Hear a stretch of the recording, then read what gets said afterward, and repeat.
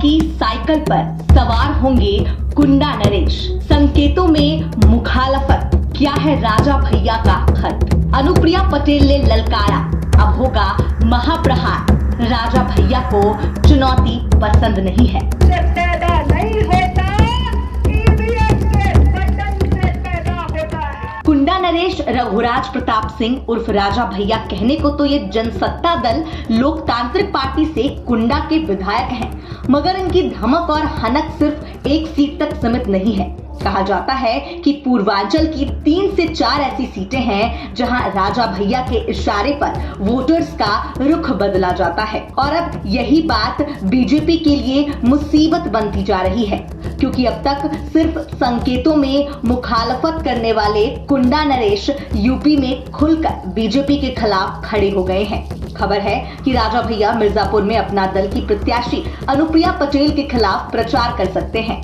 और अगर ऐसा हुआ तो यहाँ राजपूत वोटों का बंटवारा तय है, जिससे बीजेपी अपना दल गठबंधन को बड़ा नुकसान हो सकता है। सवाल है कि आखिर ऐसा क्या हुआ कि रघुराज प्रताप सिंह ने अपना दल के बहाने सीधे सीधे बीजेपी से बगावत कर ली।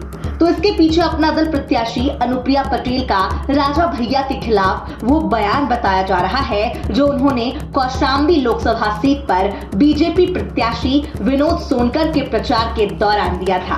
पैदा नहीं होता, ईवीएम के बटन से पैदा होता है।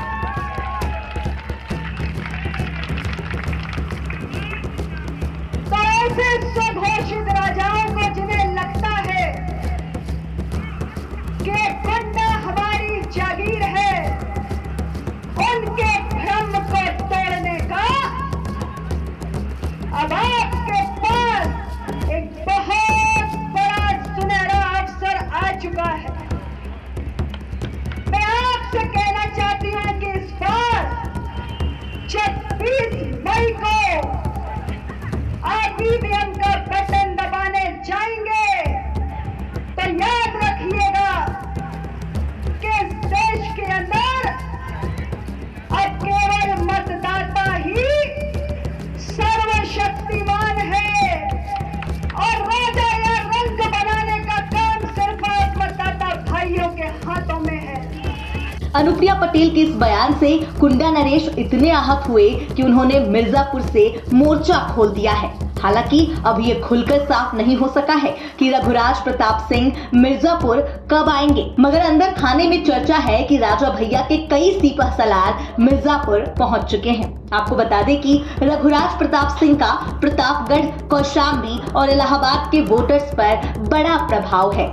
इन सीटों पर मतदाता राजा भैया के इशारे और अपील के आधार पर मतदान करते हैं। इसमें से कौशाम्बी में 5वें चरण के दौरान मतदान हो चुका है, जबकि प्रतापगढ़ और इलाहाबाद में छठे चरण यानी 25 मई को वोटिंग होगी। इनमें से कौशाम्बी के बीजेपी प्रत्याशी विनोद सोनकर को राजा भैया पसंद नहीं करते।